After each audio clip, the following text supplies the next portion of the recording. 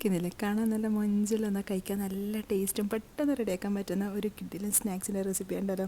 അപ്പോൾ ഞാനിന്ന് 2 സ്നാക്ക് കാണിക്കുന്നുണ്ട് കേട്ടോ. പെട്ടെന്ന് എല്ലാവർക്കും റെഡിയാക്കാൻ പറ്റുന്നേ ഉള്ളൂ, ചെറിയ കുറച്ച് ഇൻഗ്രീഡിയൻസിൻ്റെ ആവശ്യമേ ഉള്ളൂ.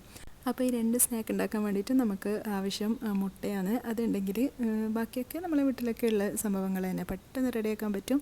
അപ്പോൾ എങ്ങനെ ഉണ്ടാക്കുന്നതെന്ന് നോക്കാം. അപ്പോൾ ഞാൻ ഫസ്റ്റ് ആദ്യം കാണിച്ച സ്നാക്കാണ് കേട്ടോ ഉണ്ടാക്കുന്നത്. അത് 2 ലെയറായിട്ടാണ് ഉണ്ടാക്കുന്നത്. അപ്പോൾ അതിന് വേണ്ടിയിട്ട് ഫസ്റ്റ് 3 മുട്ട എടുക്കുക. അതൊരു മിക്സിയുടെ ജാറിലിട്ട് കൊടുത്തിട്ട് അതിലോട്ട് 2 ടേബിൾ സ്പൂൺ പാൽപ്പൊടി ചേർത്ത് കൊടുക്കുക. അതുപോലെ തന്നെ മധുരത്തിന് ആവശ്യമായിട്ടുള്ള പഞ്ചസാര ചേർത്ത് കൊടുക്കുക. ഞാനിവിടെ ഒരു 3 ടേബിൾ സ്പൂണോളം പഞ്ചസാര എടുത്തിട്ടുണ്ട്. നിങ്ങൾക്ക് എത്രത്തോളം മധുരം വേണം അതിനനുസരിച്ചിട്ട് ചേർത്ത് കൊടുക്കുക കേട്ടോ. പിന്നെ അത് ഈ ഒരു ക്യാരറ്റ് വേണം. ഈ ഒരു മീഡിയം സൈസിലുള്ള ക്യാരറ്റ് മതി. അത് പുഴുങ്ങിയിട്ട് അതും കൂടി ഇതിലോട്ട് ചേർത്ത് കൊടുക്കുക. എന്നിട്ട് കൂടി പോകണ്ട കേട്ടോ. ക്യാരറ്റ് ഈ ഒരു മീഡിയം സൈസ് മതി 3 മുട്ടക്ക്. പിന്നെ ഇതിലോട്ട് 1 ടീസ്പൂൺ വാനില എസൻസും കൂടി ചേർത്ത് കൊടുക്കുക. എന്നിട്ട് എല്ലാം കൂടി നല്ല പോലെ ഒന്ന് ബ്ലെൻഡ് ചെയ്തിട്ടെടുക്കാം. അപ്പം കൂടുതൽ അങ്ങനെ ബ്ലെൻഡ് ചെയ്ത് എന്താ പറയുക പതിപ്പിച്ചിട്ടൊന്നും എടുക്കണ്ട. ആ ഒരു ക്യാരറ്റ് നല്ലപോലെ അടിഞ്ഞ് വരുന്നത് വരെ എന്താ പറയുക നല്ല പേസ്റ്റായിട്ട് വരുന്നത് വരെ മാത്രം ഒന്ന് അടിച്ചെടുത്താൽ മതി. വേവിച്ചതല്ലേ പെട്ടെന്ന് തന്നെ അത് അരിഞ്ഞ് വന്നോളും. പിന്നെന്താ, ഇനി നമുക്ക് ഏതിലാണോ ബേക്ക് ചെയ്യേണ്ടത് അതിലോട്ട് കുറച്ച് ഗീ ബ്രഷ് ചെയ്ത് കൊടുക്കുക. ഗീ തന്നെ ചേർക്കണം കേട്ടോ, പശു നെയ്യ്, അതാണ് നല്ല ടേസ്റ്റ് ഉണ്ടാവുക. ഇനി പെട്ടെന്നൊന്ന് വിട്ടിട്ടാൻ വേണ്ടിയിട്ട് ഞാൻ അതിൻ്റെ ഇടയിൽ ഒരു ബട്ടർ പേപ്പർ വെച്ച് കൊടുത്തിട്ടുണ്ട്. ഇനി അതിൻ്റെ മുകളിലും കൂടി കുറച്ച് ഗീയും കൂടി ഒന്ന് ബ്രഷ് ചെയ്തിട്ട് നമ്മൾ ഈ അടിച്ച് വെച്ച ബാറ്ററിയില്ലേ അത് ഇതിൻ്റെ മുകളിൽ ഒഴിച്ചു കൊടുക്കുക. കംപ്ലീറ്റ് ആയിട്ട് തന്നെ ഒഴിച്ചു കൊടുക്കുക. അപ്പോൾ നിങ്ങൾ ഏത് ബേക്ക് ചെയ്യാൻ വെക്കുന്നത് എന്താ പറയുക ഏത് പാത്രമാണോ നിങ്ങൾ ഇതുണ്ടാക്കാൻ വേണ്ടി എടുക്കുന്നത് അതിൻ്റെ പകുതിയോളം ഒഴിച്ചു കൊടുക്കാം കേട്ടോ. അതിനനുസരിച്ചിട്ട് ചെയ്യാം.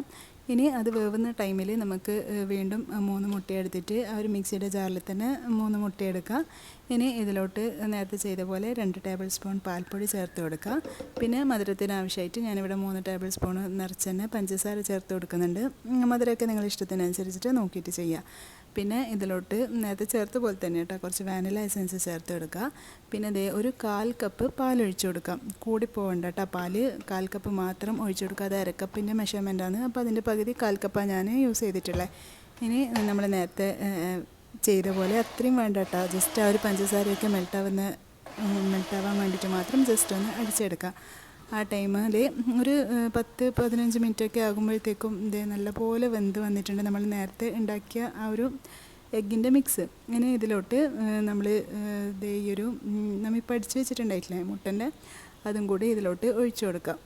ഇതൊക്കെ വേവിക്കുന്ന സമയത്ത് എന്തായാലും ഫോയിൽ പേപ്പർ വെച്ച് കൊടുക്കണം കേട്ടോ. അല്ലെങ്കിൽ അതിൻ്റെ മുകളിൽ ആ ഒരു വെള്ളമൊക്കെ ഇറങ്ങിയിട്ട് മോശമായി പോവും. അതുകൊണ്ട് എന്തായാലും ഒരു അടപ്പോ ഫോയിൽ പേപ്പറോ എന്തെങ്കിലും വെച്ചിട്ട് കവർ ചെയ്തിട്ട് വേണം വേവിച്ചിട്ട് എടുക്കാൻ വേണ്ടിയിട്ട്.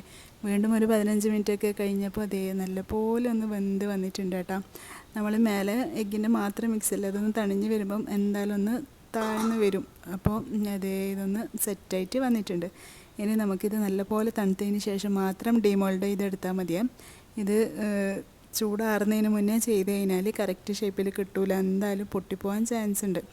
അപ്പോൾ അതെ പെട്ടെന്ന് തന്നെ നമുക്ക് ഡിമോൾഡ് ചെയ്ത് കിട്ടിയിട്ടുണ്ട്. അടിയിൽ ബട്ടർ പേപ്പറൊക്കെ വെച്ചുകൊണ്ട് തന്നെ ഇത് അടിപൊളിയായിട്ട് വന്നിട്ടുണ്ട് കേട്ടോ. ഞാൻ ഇതിൽ ക്യാരറ്റിൻ്റെ ആ ഒരു മിക്സ് കുറച്ച് കൂടുതലായിപ്പോയതുകൊണ്ടാണ് ഇങ്ങനെ 2 ലെയർ മറ്റേ വൈറ്റ് അത്ര കാണാത്തത്. ഇത് കറക്റ്റ് പകുതിയാണെങ്കിൽ നല്ല രസമുണ്ടാവും കേട്ടോ കാണാൻ വേണ്ടിയിട്ട്.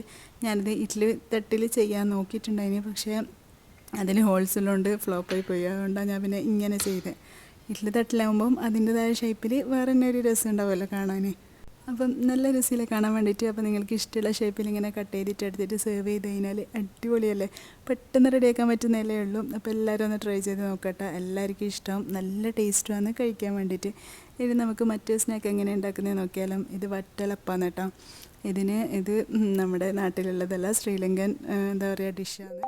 അപ്പോൾ ഞാൻ ഇത് കുറേ ആയി ഉണ്ടാക്കണമെന്ന് വിചാരിക്കുന്നത്. അപ്പോൾ പിന്നെ ഇന്ന് നിങ്ങൾക്കും കൂടി കാണിക്കാമല്ലോ എന്ന് വിചാരിച്ചിട്ട് വീഡിയോ എടുത്ത് തന്നെ കേട്ടോ. ചിലർക്കൊക്കെ അറിയുണ്ടാവും.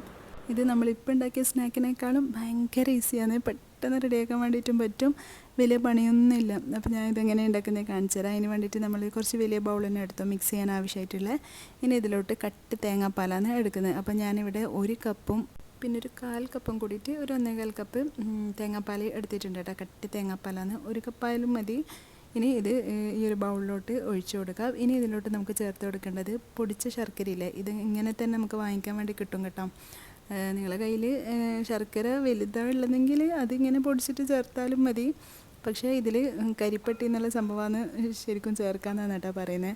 പക്ഷെ അതെനിക്ക് കിട്ടിയിട്ടില്ല. അപ്പോൾ പിന്നെ ശർക്കര ചേർത്ത് ഇനി ഇതിലോട്ട് 6 മുട്ടയും ഒരു നുള്ള് ഉപ്പും പിന്നെ 1/2 ടീസ്പൂൺ ഏലക്ക പൗഡറും കൂടി ചേർത്തിട്ട് നല്ല പോലെ മിക്സ് ചെയ്തെടുക്കുക. ഈ ഒരു പണി മാത്രമേ ഉള്ളൂ കേട്ടോ, പെട്ടെന്ന് റെഡിയാക്കാൻ പറ്റുന്നതല്ലേ ഉള്ളൂ.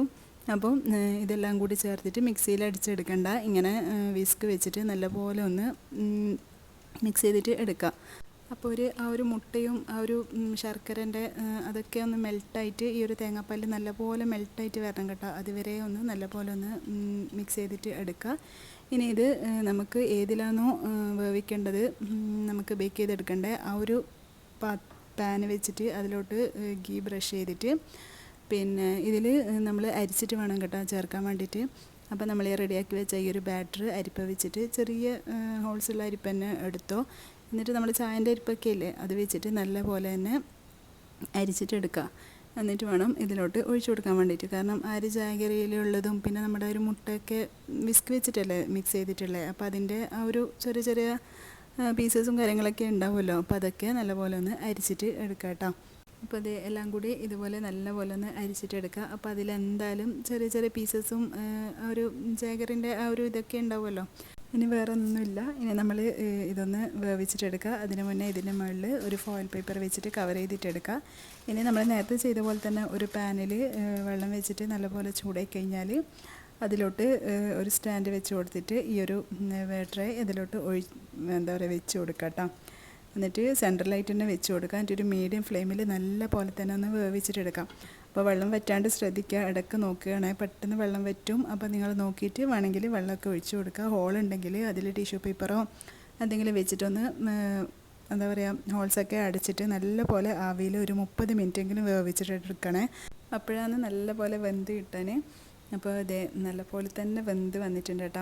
അപ്പോൾ ഞാൻ പറഞ്ഞിട്ടില്ല 1.25 കപ്പാണ് ഞാൻ പാൽ ഒഴിച്ചു കൊടുത്തിട്ടുള്ളതെന്ന്. അപ്പോൾ കുറച്ച് പ്രശ്നമൊന്നുമില്ല, എന്നാലും നിങ്ങൾ 1 കപ്പ് ഒഴിച്ചു കൊടുത്താൽ മതി കേട്ടോ. അങ്ങനെ ആകുമ്പം കുറച്ചുകൂടി നല്ല കട്ടിയിൽ കിട്ടും. ഇത് പാൽ കുറച്ച് കൂടിയതുകൊണ്ടാണ് ആ ഒരു ഷേപ്പ്. പക്ഷെ നമുക്ക് കട്ട് ചെയ്തിട്ട് നല്ല അടിപൊളി ഷേപ്പിൽ തന്നെ എടുക്കാൻ പറ്റും കേട്ടോ. പിന്നെ ഇത് നേരത്തെ പറഞ്ഞ പോലെ നല്ല പോലെ തണുത്തതിന് ശേഷം മാത്രമേ ഡിമോൾഡ് ചെയ്യാൻ വേണ്ടി പറ്റുമോ, അല്ലെങ്കിൽ പെട്ടെന്ന് തന്നെ പൊട്ടിപ്പോവും. അതെ, അപ്പോൾ നമ്മുടെ അടിപൊളിയായിട്ടുള്ള വട്ടളപ്പം ഇവിടെ റെഡി ആയിട്ടുണ്ട് കേട്ടോ. അപ്പോൾ ഭയങ്കര സോഫ്റ്റാണ്, ആ ഒരു പുഡിങ്ങിൻ്റെ ഉള്ള ടെക്സ്ചറില്ലേ, അങ്ങനെയാണ് കേട്ടോ കിട്ടാൻ. പക്ഷെ ഞാൻ കറക്റ്റ് ഇതിൻ്റെ റിവ്യൂ പറയുകയാണെങ്കിൽ നമ്മൾ സാധാ പാലും മുട്ടയൊക്കെ വെച്ച് ചെയ്യുന്നില്ലേ, അതിൻ്റെ അത്രക്ക് പോരാട്ടോ. കാരണം ഒരു തേങ്ങാപ്പാലിൻ്റെ ടേസ്റ്റ് മുന്നിട്ട് തന്നെ നിൽക്കുന്നുണ്ട്. എനിക്കെന്തോ അതിൻ്റെ അത്രയ്ക്ക് ഇഷ്ടമായിട്ടില്ല. അപ്പോൾ എല്ലാവരും ട്രൈ ചെയ്ത് നോക്കിയിട്ട് ഏതാ ഇഷ്ടമായെന്ന് പറയണേ. അപ്പം എത്രയേ ഉള്ളൂ ഇന്നത്തെ വീഡിയോ ഇഷ്ടമായിട്ടുണ്ടെങ്കിൽ ലൈക്ക് ചെയ്യാനും കമൻറ്റ് ചെയ്യാനൊന്നും മറക്കല്ലേ. അപ്പോൾ ഇനി നെക്സ്റ്റ് വീഡിയോ കാണുന്നതായിരിക്കും. ബൈ.